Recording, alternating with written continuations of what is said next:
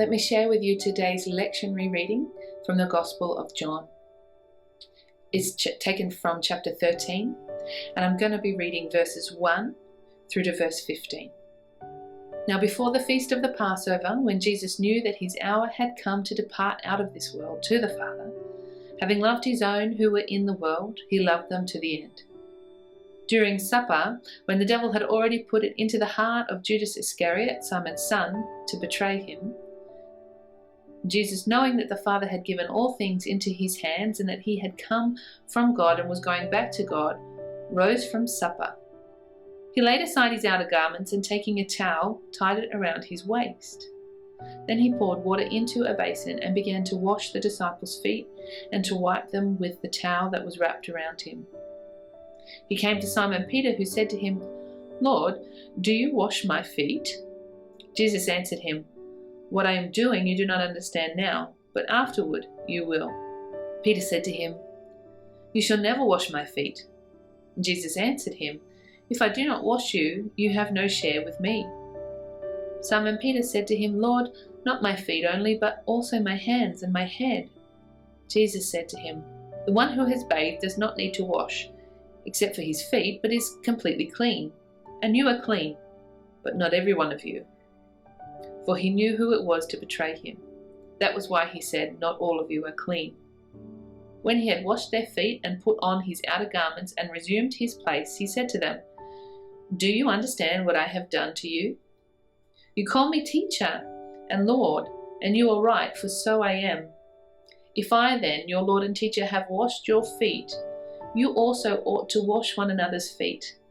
For I have given you an example, that you also should do just as I have done to you."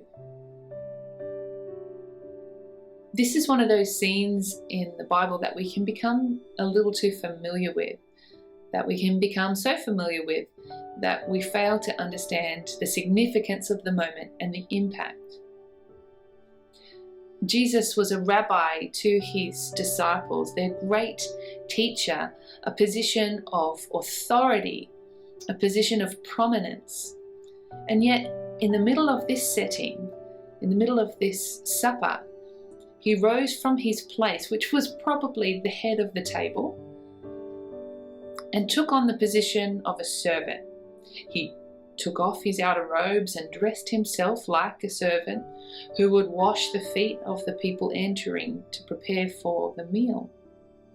And this explains Peter's hesitation to have this man who he greatly esteemed and respected take on this place of lowliness, this servant place to wash his feet.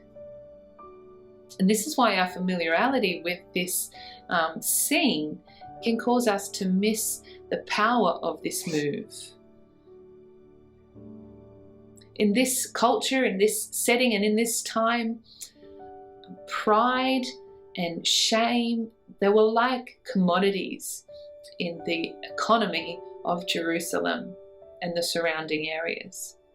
You didn't give up your place of prominence for anything. And if there was shame upon your family, if you had to take a lower place, that just didn't bring shame upon you, it brought shame upon your whole family, your whole tribe.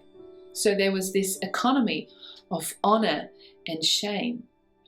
And what Jesus is doing here, he is preparing his disciples for what is about to take place.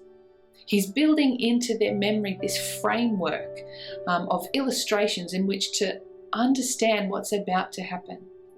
Because Jesus, who claims to be the Messiah, who all signs point to him and being the Messiah, is about to walk a path that nobody expected him to, because it's a path of shame. The disciples wanted him to take the throne of Jerusalem, to establish the nation of Israel as the ruling authority in that place. That was their expectations. That was their assumption. But Jesus was about to walk the road to the cross. What would that mean? What would that say in this economy of honor and shame? Jesus had to prepare his disciples for it. He had to show them that love was about something entirely different, that love was not about bringing honor to one's self.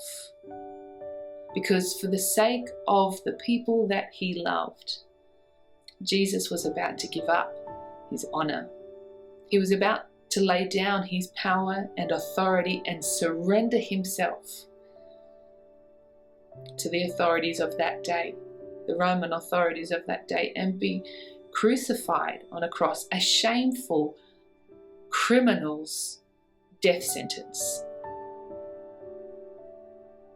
That's where we're headed in the next few days. That's where we're headed tomorrow, in fact.